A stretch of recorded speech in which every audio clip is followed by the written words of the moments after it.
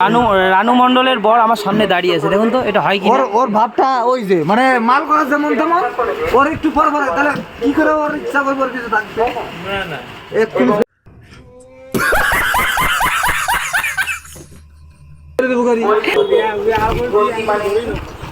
মালটা নে অর্থাৎ শরীরে যে এলে মাল কি মুই টানিম সেই কথাগুলো হ্যাঁ তখন 10 টাকা নিব তো মালটা তো টানি নেবে না 30 টাকার মাল টানা হয়ে গেছে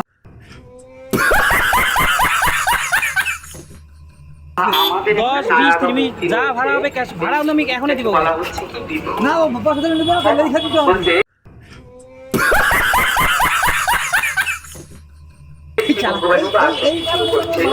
भूयैव महाबाहुस्तिनुमे परमं वाच यद्देहायं प्रियमया नामे बिन्दुराशदगना प्रभवत् नमः शम अहोमाधिवानां महर्षिणां च আমার বাক্য শ্রবণে আজকের ভাড়া কত হবে শুনি দাঁড়া ভাড়াটা কত হবে তাহলে আমি লিখবো কত টাকা ভাড়া তুই যাই ভাড়া দে আরে মোবাইলটা তো সারা দিয়ে রাখছি